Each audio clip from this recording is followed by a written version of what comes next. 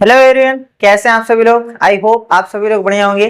चलिए इस वीडियो की शुरुआत करते हैं, जिसमें आज हमारा जो चैप्टर है वो एवरेज एंड एसटीटी यानी औसत और समय दूरी चाल, ये दो चैप्टर कवर करेंगे। तो चलिए शुरुआत करते हैं इन तीन क्वेश्चन के साथ। पहला चैप्टर एवरेज का। देखो, पहला क्वेश्चन कह रहा है कि एक टेस्ट में 6 विद्यार्थियों द्वारा प्राप्त अंक 12, 25, 18, 18, 20, 22 हैं। विद्यार्थियों की संख्या जिनके अंक औसत अंक से अधिक होगी, मतलब ऐसे कितने विद्यार्थी हैं जिनकी संख्या जो है वो औसत अंक से अधिक है। ठीक, मतलब औसत अंक से अधिक पाने वाले कितने लोग हैं ये आपको बताना है।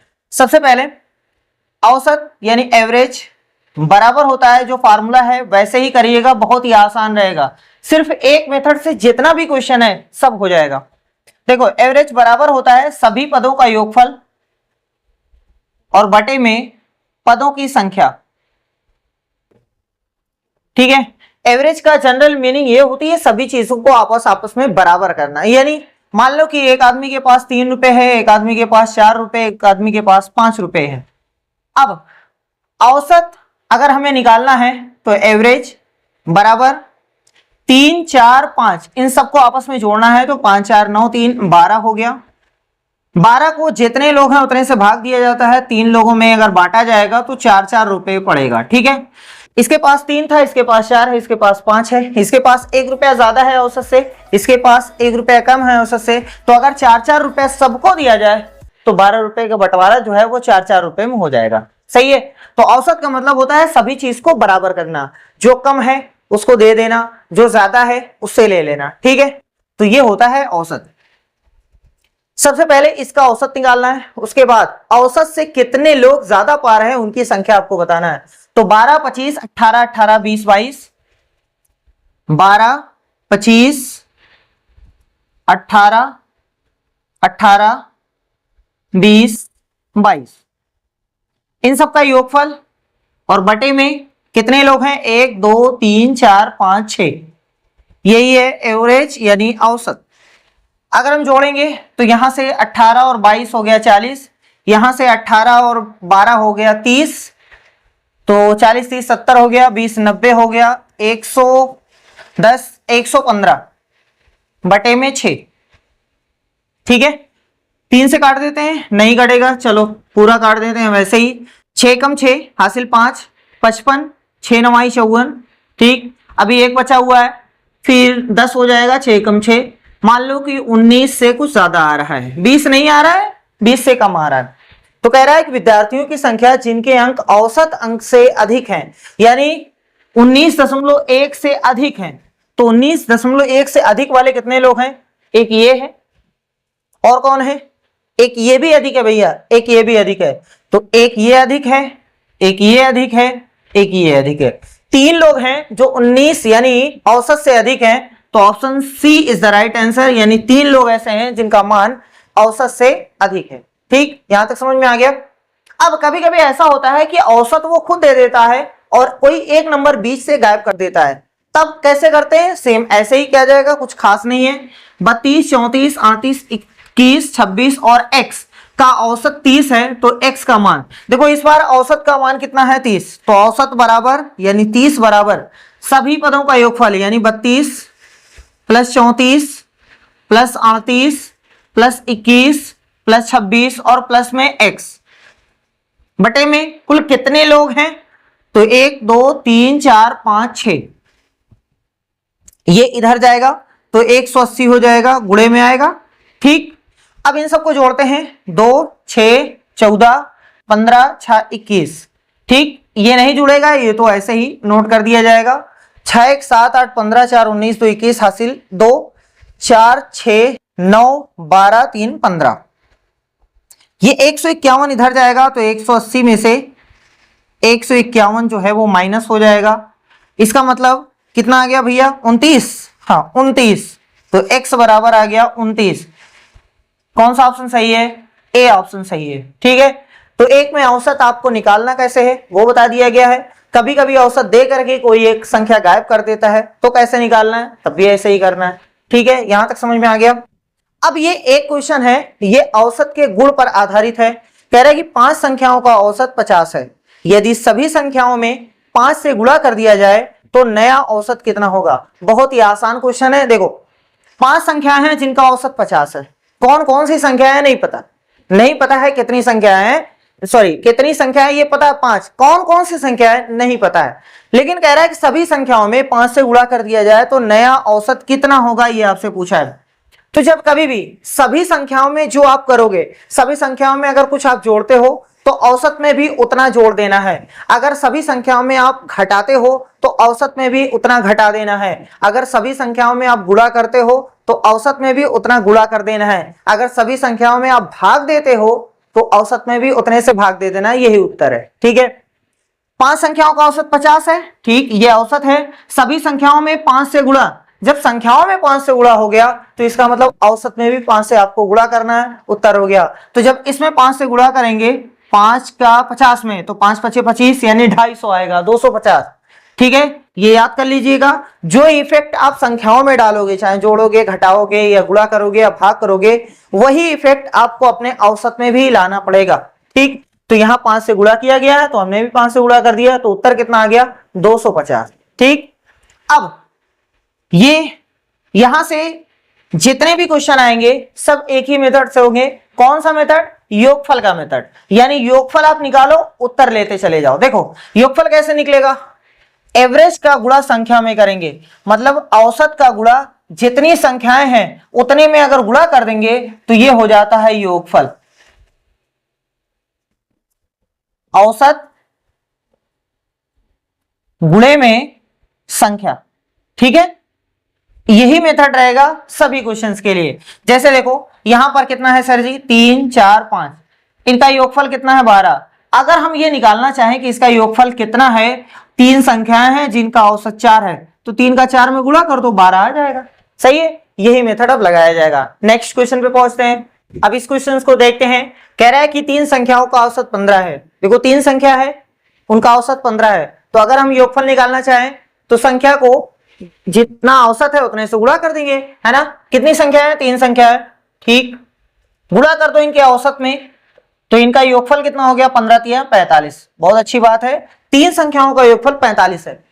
दूसरी और तीसरी संख्या का औसत 12.5 है, यानी दूसरी और तीसरी दो संख्याएं, दूसरी और तीसरी इन दोनों का औसत 12.5 है। अगर इनका योगफल निकालना चाहें तो दो संख्याओं का औसत 12.5 है। इसका मतलब जब इसमें गुणा करेंगे तो भैया जी ये हो जाएगा 25। 3 संख्याओं का योगफल जो है वो 45 है और दो संख्याओं का योगफल 25 है। 3 संख्याओं का योगफल जब 45 था तो उसमें दो संख्याओं का योगफल 25 है। तीसरी संख्या कौन होगी, घटा दो, अभी अपने आप पता चल जाएगा। 45 में से 25 निकाल दो तो उत्तर 20, यानी एक जो संख्या छूट रही है वो कितनी है 20 है, यानी option D is the right answer. ठीक है, इतना ही आसान क्वेश्चन है, बस खाली आपको गुणा करना है, उसके बाद जोड़ना या घटाना जो भी रहेगा वो कर दीजिएगा। इस क्वेश्चन में देखते हैं, कह रहा है कि 20 व्यक्तियों का औसत भार 60 किलोग्राम है। योगफल कैसे निकलेगा, 20 का 60 में गुणा कर दो, और क्या 20 गुणे 60, डबल जीरो आ जाएगा, 6 दूनी 12, इनका योगफल है। एक नया व्यक्ति समूह में शामिल हो जाता है। अभी तक कितने लोग थे 20, अब कितना हो गया 21, ठीक, और 21 व्यक्तियों का औसत वजन 59 किलोग्राम है। अगर हम इन दोनों को गुणा करते हैं तो योगफल आता है, गुणा करते 21 नवा 189 होता है भैया, हासिल 18, 21 पचे 105, 18 जोड़ेंगे तो 123, इतना आ गया 1239। ठीक है, कह रहा है तो नए व्यक्ति का वजन, इसमें 21 लोग हैं, इसमें 20 लोग हैं।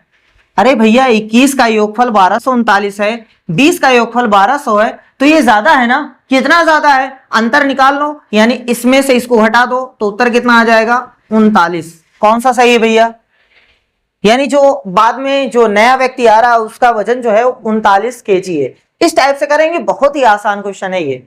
चलिए अब नए टाइप का प्रश्न देखते हैं। कह रहा है कि 30 छात्रों की औसत आयु 15 वर्ष है। ये देखा गया कि औसत आयु की गणना करते समय छात्र की आयु 9 वर्ष के बजाय 15 वर्ष ली गई। लेना था 9, ले लिया गया है 15, यानी ज्यादा चला गया है 6 साल। ठीक, सही औसत आयु क्या होगी, जब ज्यादा आपने ले लिया है तो औसत आपका ज्यादा आ गया, कम आना चाहिए था। आया कितना है 15, यानी 15 से कम आना चाहिए। तो 15, ये 15 से ज्यादा है, ये 15 से ज्यादा है, ये दोनों तो नहीं होंगे। 15 से कम, या तो ये सही या तो सही। करना कैसे वो देखो, 30 छात्रों की औसत आयु 15 है, तो योगफल कितना होगा 30 गुणे 15। 30 गुणे 15, यहां 15 3 45, 450। ठीक है, ये पहला तरीका है। दूसरा तरीका तो बहुत ही आसान है, दूसरा तरीका बहुत ही आसान है। देखो पहले देखो 30 15 का गुणा इतना हो गया, सर जी ये 450 आ रहा है, लेकिन इसमें 9 वर्ष के बजाय 15 वर्ष ले लिया गया है, तो इसमें से 15 निकालो 9 डालो, तो देखो भैया 15 इसमें से घटा दो, 435 बचा, इसमें 9 मिला दो, 444। अब ये 444 कितने लोगों का योगफल है 30 लोगों का, 30 से भाग दे दो, औसत आ गया 444 भागे 30। 3 से हम भाग देते हैं, बाकी यहां नोट करते हैं। देखो 3 एकम 3, 1 हासिल, 14 हो गया, 3 चौक 12, ठीक, अभी 2 24 हो गया, 3 अठे 24, सही है। 10 से भाग देंगे तो 1 दशमलव यहां पे ठोक दो, यानी उत्तर आ गया 14.8, ये वाला सही है। ठीक है, ये तो पहला तरीका है। दूसरा तरीका बहुत ही आसान है, बहुत ही आसान है। लेना 9 वर्ष के बजाय 15 वर्ष लिया गया है, इसका मतलब लेना था 9 वर्ष, ले लिया गया है 15। कितना ज्यादा लिया गया है, लेना था हमें 9 वर्ष, ले लिया है 15, इसका मतलब 15 माइनस 9 कर दो तो हमने ज्यादा लिया है 6। तो जब 6 निकालेंगे तो सबको सहना पड़ेगा ना, ये 30 लोगों को सहना पड़ेगा ना। तो अब ये 6 जो आप कम कर रहे हो, ये 30 लोगों में बांटो, यानी 6/30, सही है, समझ में आ रहा है। चलो 3 से भाग देते हैं, नीचे 10 ऊपर 2, इसका मतलब 0.2 का नुकसान हो रहा है सब में। तो औसत में इतने की कमी कर दो, 15 में से इतना निकाल दो भैया, इतने की कमी कर दो, तो 15 माइनस 0.2, तो उत्तर आ गया 14.8। जैसे आपको समझ में आता है वैसे करिए, ठीक है, दोनों सही है, चाहे ऐसे करिए चाहे ऐसे करिए, ये थोड़ा समझ करके है, जल्दी हो जाएगा, ये मेहनत वाला है लेकिन आसान है। ठीक, नेक्स्ट क्वेश्चन पे चलते हैं। कह रहा है कि 25 संख्याओं का औसत इतना है, 25 का 65 है, 25 का 65 है, तो योगफल कितना हो जाएगा 25 पंजे 125 हासिल 12, 25 छक्का 150, यानी 162, 1625। पहली 11 संख्याओं का औसत 58 है। अच्छा भैया 11 का 58 है, यानी 11 संख्याओं का योगफल कितना होगा, यहां से 8 आ जाएगा और यहां से 8 5 13, 638 हो जाएगा, सही। और अंतिम 10 का औसत 73 है, 10 और इसका 73 है, तो इसका योगफल 730 हो जाएगा। कितनी संख्याएं टोटल हैं 25। अभी ये कितने का हिसाब लगा है 11 और 10, 21 का हिसाब लगा है, अभी 4 संख्याएं बची हुई है। थोड़ा चेक करते हैं कि अगर 21 संख्याओं का योगफल और 25 संख्याओं का योगफल का अंतर कितना आ रहा है, देखते हैं।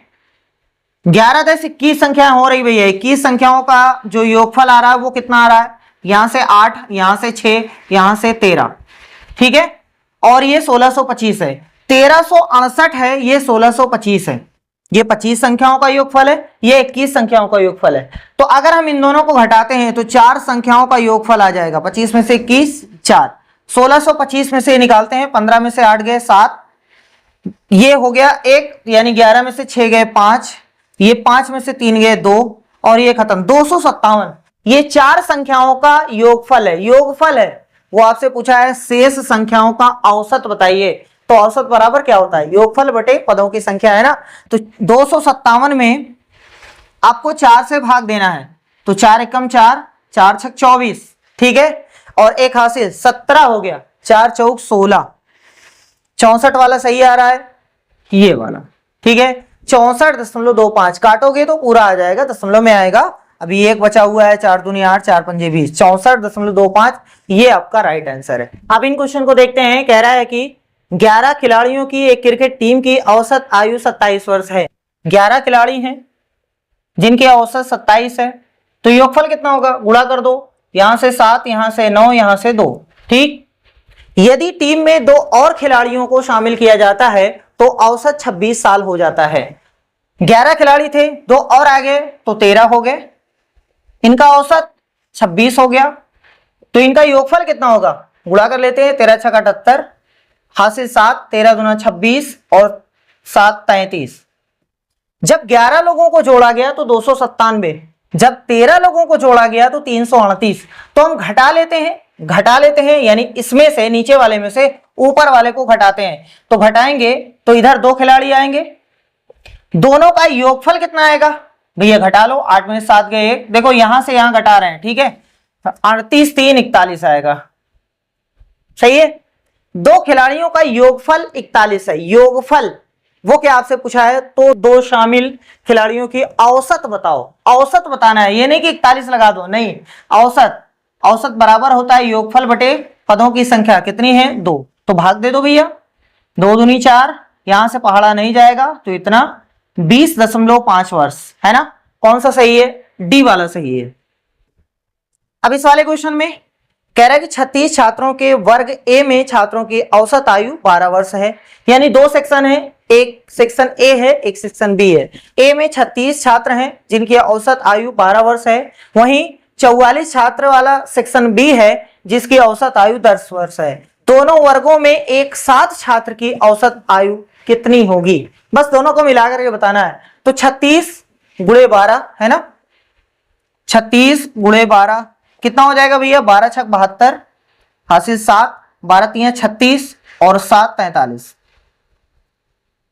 इसमें 44 छात्र हैं जिनकी औसत आयु 10 वर्ष है, तो 44 गुणे 10, तो इनका योगफल 440। कह रहे दोनों को मिला करके, दोनों वर्गों में एक साथ, तो मिला दो भैया 36 और 44, पहले ये दोनों तो मिलाओ, कितने छात्र होंगे, तो यहां से हो गया 6 4 10 और 80 छात्र होंगे। 80 का योगफल कितना होगा, योगफल तो जोड़ दो 872, ठीक है, 872 होगा 80 छात्रों का योगफल। तो औसत पूछा है, दोनों वर्गों में एक साथ छात्र की औसत, तो योगफल बटे पदों की संख्या, यानी 872 बटे में 80, 8 से भाग देते हैं, बाकी अभी देख लेंगे। यहां से 8 एकम 8, 7 में पहाड़ा नहीं जाएगा, ये लगा दो, 8 9 72, सही है। दशमलव लगाओ क्योंकि 10 से भाग दे रहे हैं, तो उत्तर हो गया 10.9। कौन सा ऑप्शन सही है, 10.9, सी वाला सही है। अब इन क्वेश्चन को देखते हैं। देखो कह रहा है कि किसी खिलाड़ी का 15 पारियों का निश्चित औसत है, 15 पारी उसने खेला है तो उसका एक निश्चित औसत है, लेकिन वो बताया नहीं गया। मान लेते हैं कि x है, 15 का औसत जो है वो x है, तो योगफल 15x हो जाएगा। 16वीं पारी में वो 120 रन बनाता है, यानी जैसे ही 16वीं पारी खेलता है तो 120 रन बनाता है, जिससे उसका औसत 6 रन बढ़ जाता है। अभी तक औसत x था, अब 6 बढ़ गया, यानी x + 6 हो गया। पहले पारी कितनी थी 15, अब पारी कितनी हो गई, एक पारी बढ़ गई ना, 16वीं पारी यानी 16 पारी हो गई। तो इनका योगफल कितना होगा, तो 16 का दोनों में गुणा करेंगे, 16 का x में तो 16x हो जाएगा और 16 का 6 में तो 96। सही है, यहां तक समझ में आ रहा है। ये 15 का योगफल है, ये 16 का योगफल है, ये ज्यादा है ये कम है। अगर ज्यादा में से कम को हम निकाल देंगे तो 16वीं पारी का मान आएगा। अरे इसमें 16 लोग हैं, इसमें 15 लोग हैं, तो चलो हम घटाते हैं 16x plus 96x, sorry 96 minus करना है 15x, और उत्तर कितना आएगा, 16 में से 15 निकालेंगे ये 120 रन आएगा ना, तो बराबर में लिख देते हैं 120। समझ में आ रहा है। अरे भैया ये 16 पारियों का योगफल है, ये 15 पारियों का योगफल है, इसमें 15 पारी खेली गई है, इसमें 16 पारी खेली गई है, तो 16 में से अगर 15 पारी का निकाल देते हैं तो यही 16वीं पारी का रन आएगा ना 120, तो वही हमने लिख दिया है 16x - 15x, यानी x आ गया 120 और ये 96 उधर चला गया, तो x बराबर आ गया 120 में से 96 निकालेंगे तो 24। नया औसत ज्ञात करें, तो ये तो x का मान आया है, x का मान आया है भैया। x आपने क्या लिया था, x हमने लिया था पुराना वाला औसत, 15 पारियों का निश्चित औसत कितना है, x का मान कितना आ गया है 24, यानी पहले औसत 24 था। अब कह रहा है जिससे उसका औसत 6 रन बढ़ जाता है, तो 24 में 6 बढ़ा दो और क्या, तो बराबर में हो गया कितना 30, यानी अब उसका औसत 30 है, पहले 24 हुआ करता था। तो option C is the right answer. ठीक है, 24 नहीं होगा, 30 होगा। चलिए 11 देखते हैं। कह रहा है कि एक बल्लेबाज अपनी 11वीं पारी में 88 रन बनाता है। 10 पारी पहले खेल चुका होगा, उससे उसका औसत कुछ रहा होगा, लेकिन जैसे ही 11वीं पारी खेलता है तो 88 रन बनाता है, जिससे उसका औसत स्कोर 4 बढ़ जाता है। सेम वही क्वेश्चन है, 10 पारी जिसका औसत मान लेते हैं x है, तो कितने रन बनाए होंगे? 10x। 11वीं पारी में 88 रन, तो उससे औसत 4 बढ़ जाता है। अब हो गई 11 पारी, इसमें गुणा करेंगे तो 11x प्लस 44, ये 11 पारियों का योगफल है, ये 10 पारियों का योगफल है। अगर इसमें से इसको निकालते हैं तो 11x प्लस 44 में से माइनस 10x करते हैं तो यही 88 रन आएगा। तो 88 सॉल्व करेंगे, यहां से आ गया x और ये 88 माइनस 44, यानी x का मान आ गया 44। ये x का मान आया है, पुराना औसत है पहले का। वो क्या पूछा है? 11वीं पारी के बाद उसका औसत स्कोर ज्ञात करें, मतलब बाद में जो नया औसत है, नया औसत 4 बढ़ जाता है। इसका मतलब पहले 44 था, अब 4 बढ़ गया, तो 4 इसमें भी जोड़ दो तो कितना हो गया भैया? 48। पुराना 44 था, नया 48। कौन सा सही है? सी वाला सही है। तो 11 क्वेश्चन हमने करवा दिए हैं, जो इंपॉर्टेंट थे, जो आपके यूपीपी में पूछे जा सकते हैं, उनका हमने रिवीजन करवा दिया है। अब नया चैप्टर चाल, समय, दूरी वाला देखते हैं। अब इस चैप्टर का पहला क्वेश्चन देखते हैं।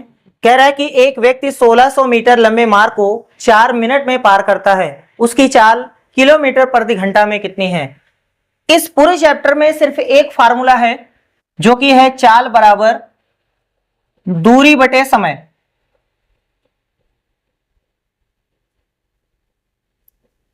इसी से दो और फार्मूले ड्राइव होते हैं, चाहे याद करो चाहे ना याद करो, इसी में पटक करके निकाल दीजिएगा। यहीं से अगर समय को इधर ले जाएं तो गुणे में चला जाएगा, तो दूरी बराबर हो जाती है चाल गुणे में समय।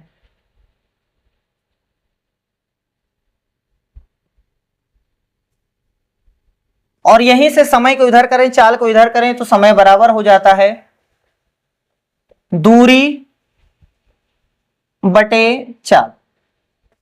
ठीक, ये 3 फार्मूले होते हैं, लेकिन एक्चुअल में सिर्फ एक ही फार्मूला है, इसी से दोनों बाकी बनाए गए हैं।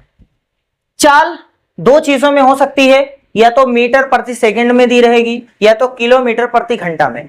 ठीक है, आपसे क्वेश्चन कभी कभी यही पूछता है कि इतने किलोमीटर प्रति घंटा, इसको मीटर प्रति सेकंड में आंसर कितना आएगा। तो देखो, मान लो कि ये कुछ लिखा हुआ है 18, या ऐसे ही मान लो, चलो 36, या कुछ भी मान लो, चलो 18 किलोमीटर प्रति घंटा लिखा हुआ है, इसको हमें बदलना है मीटर प्रति सेकंड में। ठीक है, बहुत ही आसान है, लोग बता देते हैं 5/18 से गुणा करो। कैसे बताते हैं? आराम से देखो, ये 18 को अभी कुछ देर के लिए भूल जाओ। ये क्या लिखा हुआ है? किलोमीटर प्रति घंटा। किलोमीटर प्रति घंटा का मतलब होता है किलोमीटर और नीचे है घंटा। सही है, कोई दिक्कत तो नहीं है। हमें बनाना है मीटर, किलोमीटर को मीटर बनाना है, तो किलोमीटर हटा दो यहां से, यहां लिख दो 1000 मीटर। सही लिखा है, 1 किलोमीटर बराबर 1000 मीटर होता है। नीचे घंटा लिखा हुआ है, यहां सेकंड बनाना है, तो इस घंटे को हटा दो, यहां पर लिख दो 60 मिनट। सही है, लेकिन मिनट नहीं बनाना है सर जी, सेकंड बनाना है, तो मिनट को हटाते हैं और इस मिनट के स्थान पर हम लोग लिख देते हैं 60 सेकंड। कोई दिक्कत तो नहीं है? या फिर आपको अगर ऐसे पता है कि 1 घंटे में 3600 सेकंड होते हैं, पटक दो यहां पे, कोई दिक्कत नहीं है। ऊपर आ गया मीटर, नीचे आ गया सेकंड। अब देखो, मीटर प्रति सेकंड आ गया, लेकिन सर जी एक 0 यहां से शहीद हुआ, एक 0 यहां से शहीद हुआ, 2 पंजे 10, 2 तिहाई 6, ऊपर 5 है और नीचे 3 छक 18 मीटर पर सेकंड। तो कभी भी अगर किलोमीटर प्रति घंटा है, उसको कन्वर्ट करना है मीटर पर सेकंड में, तो 5/18 से गुणा कर देते हैं, ये इस तरीके से आता है। और अगर मीटर पर सेकंड है, किलोमीटर प्रति घंटा में बदलना है, तो 18/5 से गुणा करते हैं। ठीक है, याद रहेगा, कोई दिक्कत तो नहीं है। चलो आगे देखते हैं पहला क्वेश्चन। कह रहा है एक व्यक्ति इतने मीटर लंबे मार्ग को 4 मिनट में पार करता है। ये उसकी लंबाई है, यानी दूरी है, दूरी है 1600 मीटर, समय है 4 मिनट। कह रहा है उसकी चाल तो चाल तो हमें पता है या तो मीटर प्रति सेकंड में आएगी या तो किलोमीटर प्रति घंटा में आएगी। यहां किसमें पूछा है? किलोमीटर प्रति घंटा में, यानी ये वाला आंसर किलोमीटर में होना चाहिए और ये वाला घंटे में होना चाहिए। तो सर जी कैसे करें? बहुत ही आसान है। ये डिस्टेंस है ना, दूरी है ना, 1600 मीटर लिखा है, मीटर ना लिखो, 1000 से भाग दे दो, ये बन गया किलोमीटर। कोई तकलीफ नहीं होनी चाहिए। चलो यहां से रहने दें, ऐसे ही रहने दो, 16/10 या काट दो भैया। चलो 8/5, 8/5 किलोमीटर आया है डिस्टेंस। समय कितना है, टाइम कितना है, वो तो आपको दिखाई दे रहा है 4 मिनट। नहीं, मिनट नहीं चाहिए, घंटे में चाहिए, तो 60 से भाग दे दो। अब ये घंटा हो गया, 1/15। बहुत अच्छी बात है, 1/15 ये है घंटा। हमें क्या चाहिए? चाल। तो चाल बराबर क्या है? दूरी बटे समय, यानी स्पीड डिस्टेंस अपॉन टाइम के इक्वल होती है। डिस्टेंस कितनी है सर जी? 8/5, नीचे 1/15। आपको पता है एकदम नीचे वाला एकदम ऊपर जाता है और ये दोनों साथ में हो जाते हैं, तो इसका मतलब 8 × 15 और बटे में 5 × 1, तो 5 एकम 5, 5 तिहाई 15, यानी उत्तर आ गया 24 किलोमीटर प्रति घंटा। सही है भैया? कहां है? सी वाला सही है। तो इस तरीके से करेंगे, या अगर आपको ऐसे समझ में आ गया तो ऐसे करिए, या फिर ये जो मीटर है रहने दो, इसको सेकंड में बना लो, उसके बाद मीटर प्रति सेकंड जब आ जाएगा फिर लास्ट में किलोमीटर प्रति घंटा बना लेना। किससे गुणा करेंगे? 18/5 से। सही है? ये मीटर प्रति सेकंड बनाने के लिए 5/18 से गुणा करेंगे, और अगर किलोमीटर प्रति घंटा बनाना है तो 18/5 से। सही है? नेक्स्ट क्वेश्चन देखते हैं। कह रहा है कि 60 मीटर लंबी एक रेलगाड़ी 36 किलोमीटर प्रति घंटा की चाल से टेलीग्राफ के एक खंबे को कितने समय में पार करेगी? तो समय बराबर क्या होता है? यहां देखो क्या लिखा हुआ है, दूरी बटे चाल। ये है दूरी और वो है चाल, तो क्या भाग दे सकते हैं? नहीं दे सकते हैं। क्यों नहीं दे सकते हैं? क्योंकि ये जो है वो किलोमीटर है और ये मीटर है। सही है? तो ऐसा करते हैं, उसको मीटर प्रति सेकंड में बना लेते हैं। वहां लिखा हुआ है 36, तो हम कितने से गुणा करेंगे? 5/18 से, ताकि हमारा मीटर प्रति सेकंड आ जाए। 18 एकम 18, 18 दूना 36, यानी 10 मीटर प्रति सेकंड इसकी चाल है। सही है? अब आपको चाहिए समय, तो दूरी बटे चाल। दूरी कितनी है? 60, चाल कितनी है? 10, काट दो भैया। तो कितने सेकंड में पार करेगी? 6 सेकंड में। 6 सेकंड में उस खंबे को पार कर देगी। तो option D is the right answer. अब इसमें नया टाइप देखते हैं। कह रहा है कि 100 मीटर लंबी एक रेलगाड़ी 100 मीटर लंबे प्लेटफॉर्म को 10 सेकंड में पार कर लेती है। रेलगाड़ी की चाल कितनी है? देखो 100 मीटर की एक ट्रेन है, मान लो कि ये ट्रेन है, प्लेटफॉर्म की लंबाई जो है वो भी 100 मीटर है, ये भी 100 है, ये भी 100 है। ठीक है?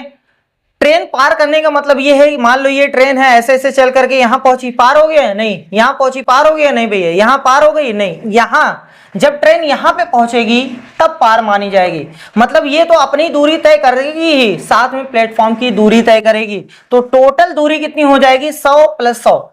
याद रखिएगा, जब भी ट्रेन की लंबाई और किसी प्लेटफॉर्म को पार कर रही है, सुरंग को पार कर रही है, पुल को पार कर रही है, तो दोनों की जो लंबाई है उन दोनों को जोड़ने पर टोटल दूरी पता चलती है। तो यहां से 100 और 100 जोड़ देंगे तो 200 मीटर ये है दूरी, यानी डिस्टेंस। और क्या कह रहा है कि 10 सेकंड, यानी टाइम कितना है सर जी? 10 पार कर लेती है। रेलगाड़ी की चाल कितनी है? वो भी किलोमीटर प्रति घंटा में। तो पहले मीटर प्रति सेकंड में निकाल लेते हैं। स्पीड बराबर होता है distance upon time. Distance 200, time 10 second, ये दोनों शहीद हो गया। इसका मतलब ये आ गया कि 20 मीटर प्रति सेकंड। लेकिन सर जी 20 में हम कितने से गुणा करें? किलोमीटर प्रति घंटा बन जाए। किलोमीटर बनाना है इसलिए 18/5 से, किलोमीटर प्रति घंटा। 5 यहां से 4, तो 18 चौका कितना हो गया भैया? 72। कौन सा सही है? Option D is the right answer. ठीक है? ये वाला ना ठोकिएगा, वैसे कहीं मिल भी नहीं रहा है। चलो इसमें देखते हैं। 725 मीटर लंबी एक ट्रेन 235 मीटर लंबी सुरंग को 48 सेकंड में पार करती है। ट्रेन की चाल सेम वही क्वेश्चन है। 725 मीटर लंबी ट्रेन है, 235 मीटर सुरंग को पार करती है। सेम वही क्वेश्चन है। टोटल दूरी कितनी हो जाएगी भैया? यहां से 6, यहां से 960। ठीक है? यानी ये है डिस्टेंस, और टाइम कितना ले रही है 48 सेकेंड, 48 सेकेंड। ठीक है, देखो भैया स्पीड निकालना है तो डिस्टेंस अपॉन टाइम, डिस्टेंस है 960, टाइम है 48, किससे कट रहा है 12 से, 12 चौक 48, 12 आठे 96, सही है, 4 एकम 4 और 4 दूनी 8, यानी इसका भी 20 मीटर प्रति सेकंड आ रहा है। फिर कह रहा है कि ट्रेन की चाल ज्ञात कीजिए, लेकिन यहाँ मीटर प्रति सेकंड कहीं नहीं लिखा हुआ है, तो हम फिर से इसमें कितने से गुणा करेंगे भैया, किलोमीटर बनाने के लिए 18/5 से, मीटर प्रति सेकंड बनाने के लिए 5/18 से, किलोमीटर प्रति घंटा बनाने के लिए 18/5 से, तो यहां से 4 18 चौका 72 किलोमीटर प्रति घंटा। ठीक है, कौन सा सही है, option D is the right answer. चलिए दो और क्वेश्चन करते हैं। कह रहा है कि 60 किलोमीटर प्रति घंटा की चाल से चलती एक 253 मीटर लंबी रेलगाड़ी को एक पुल पार करने में 42 सेकंड लगते हैं। पुल की लंबाई मीटर में कितनी है? देखो टोटल डिस्टेंस कितनी होती है अभी भी बताया गया, पुल की लंबाई और ट्रेन की लंबाई, ये टोटल डिस्टेंस होनी चाहिए। ट्रेन की लंबाई है 253 और मान लेते हैं पुल की लंबाई जो है वो x है, ये इतने मीटर है टोटल डिस्टेंस, और टाइम कितना लगा है भैया 42 सेकेंड। ये मीटर में है, ये सेकंड में है, और ये कह रहा है किसमें है, ये तो किलोमीटर प्रति घंटा है ना। इसको सबसे पहले जो स्पीड दी गई है 60 किलोमीटर प्रति घंटा, इसको 5/18 से गुणा करके मीटर प्रति सेकंड में चेंज कर लो, सही है। चलो ये हो गया चेंज, अभी नहीं काट रहे, जाने दो। आपने फार्मूला अभी देखा है कि स्पीड बराबर होता है डिस्टेंस अपॉन में टाइम। स्पीड 60 गुणे 5/18, डिस्टेंस कितनी है 253 प्लस में x बटे में 42, सही है, कोई दिक्कत तो नहीं है। चलो भैया काटते हैं। देखो यहां से 2, यहां से 30 आ गया, यहां से 9 आ गया, ये और ये दोनों आपस में कट सकते हैं, कोई भी दिक्कत नहीं होनी चाहिए। 3 से काट दें, 3 त्रिका 9 और यहां से 14, 3 एकम 3, यहां से 10, 10 का 5 में गुणा होगा तो 50 हो जाएगा, बराबर में यहां से देखो 253 प्लस में x बटे में 14, ये 14 इधर जाएगा तो 14 पचे 70 यानी 700, 253 प्लस x, ये इधर जाएगा तो 700 माइनस 253 बराबर में x। 700 में से 250 निकालना है तो 450, 3 और निकालना है तो 400, सही निकालना है, हाँ 447, 10 में से 3 गए 7, यहां 9 में से 5 गए 4, सही है, 447 मीटर आना चाहिए। कौन सा ऑप्शन सही है, सी वाला सही है। ठीक, अब एक रेलगाड़ी और प्लेटफॉर्म की लंबाई बराबर है, जितनी रेलगाड़ी की लंबाई है उतनी ही प्लेटफॉर्म की लंबाई है। रेलगाड़ी इतने की स्पीड से प्लेटफॉर्म को 1 मिनट में पार करती है, बहुत अच्छी बात है। प्लेटफॉर्म की लंबाई बताओ। देखो टोटल डिस्टेंस, पहले देखो टोटल डिस्टेंस, डिस्टेंस नहीं पता है किसी को तो मान लेते हैं x। ये ट्रेन की लंबाई है तो इतनी ही प्लेटफॉर्म की रहेगी, इतनी ही प्लेटफॉर्म की रहेगी।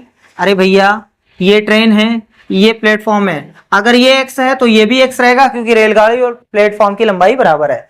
तो टोटल दूरी कितनी हो जाएगी, x प्लस x यानी 2x मीटर, ये है डिस्टेंस। समय कितना है, टाइम 1 मिनट है, मिनट नहीं सर जी, मिनट में काम नहीं चलेगा, उसको सेकंड में बना लेते हैं। 1 मिनट है तो ऐसा करते हैं 60 सेकंड बना लेते हैं, सही है। रेलगाड़ी की चाल है वो कितनी है 90 किलोमीटर प्रति घंटा, स्पीड है 90 किलोमीटर प्रति घंटा, तो ऐसा करते हैं मीटर पर सेकंड में बना लेते हैं, क्योंकि ये भी मीटर है ये भी प्रति सेकंड है ना।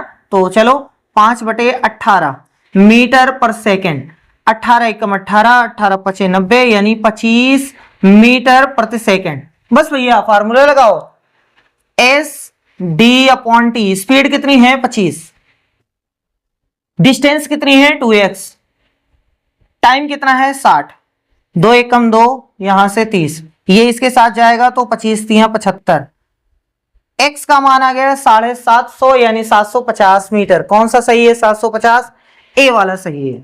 ठीक है, तो इस तरीके से ये भी चैप्टर कंप्लीट होता है। 2 चैप्टर हमने कंप्लीट कर दिए हैं, एक एवरेज और दूसरा जो है स्पीड डिस्टेंस एंड टाइम का। अब जितना हमने पढ़ा है उससे रिलेटेड कुछ क्वेश्चंस देखते हैं जो 2024 के क्वेश्चन है। चलिए 2-4 क्वेश्चन उनको भी देख लेते हैं। अब इन क्वेश्चन को देखते हैं। कह रहा है कि एक आदमी 9 किलोमीटर प्रति घंटा की गति से चलते हुए एक पुल को 15 मिनट में पार करता है। पुल की लंबाई मीटर में कितनी होगी? ठीक, ये उसकी स्पीड है 9 किलोमीटर प्रति घंटा और ये टाइम है 15 मिनट। पुल की लंबाई आपसे पूछा है, डिस्टेंस आपसे पूछा है, तो भैया ये किलोमीटर प्रति घंटा है और ये मिनट है। तो ऐसा करते हैं, पहले सेकंड में इसको बनाते हैं और इसको मीटर प्रति सेकंड में। ठीक है, तो 9 में 5/18 से गुणा कर देंगे, मीटर प्रति सेकंड हो जाएगा। 9 एकम 9, 9 दूनी 18 यानी 5/2 मीटर प्रति सेकंड हो गया। इसमें सेकंड बनाएंगे तो 60 से गुणा करेंगे, है ना, तो 15 गुणे 60 यानी 900 सेकंड। अब डिस्टेंस बराबर क्या होता है? बहुत ही आसान है, फार्मूला अगर भूल जाइए तो यही लगाइए। ठीक है, दूरी बराबर होता है चाल गुणे समय, चाल गुणे समय। तो दूरी बराबर चाल कितनी है? चाल है 5/2, समय कितना है भैया? 900। ठीक, चल ये दोनों काट दो, यहां से आया इतना, 5×5 = 25, हासिल 2, 5 × 20, 2 22, यानी आपका उत्तर हो गया 2250। 2250 यानी option C is the right answer. अब इस वाले क्वेश्चन में देखते हैं। कह रहा है कि एक लड़का इतने की स्पीड से 25 मीटर भुजा वाले एक वर्गाकार मैदान के चारों ओर दौड़ने में कितना समय लेगा? एक वर्ग है जिसकी भुजा है 25, तो 25 इधर है तो 25 इधर, 25 इधर, 25 इधर, यानी 25 25 25 25 100 मीटर उसको चलना है। ठीक, उसकी स्पीड है किलोमीटर प्रति घंटा में लिखा हुआ है, तो इसको चेंज करो भैया, 9 गुणे 5/18 मीटर प्रति सेकंड और काटोगे तो 5/2। ठीक है, 5/2 मीटर प्रति सेकंड। समय पूछा है तो समय बराबर होता है दूरी, दूरी कितनी है भैया? 100 बटे में चाल, चाल कितनी है? 5/2। एकदम नीचे वाला एकदम ऊपर जाता है तो 2 गुणे 100 हो जाएगा, बटे में 5, यहां से 20, 20 दूना 40, उत्तर कितना हो गया? 40। कहाँ है भैया 40? बी वाला सही है। ठीक है, तो इस तरीके से हमने 2 चैप्टर कंप्लीट कर दिए हैं। अगर इस वीडियो को आपने पूरा देखा है तो बहुत ज्यादा फायदा होने वाला है। एक क्वेश्चन एवरेज से आता है, एक क्वेश्चन इससे आता है, तो 2 क्वेश्चन आपका 100% बन जाएगा। चलिए मिलते हैं नेक्स्ट वीडियो में, तब तक के लिए धन्यवाद।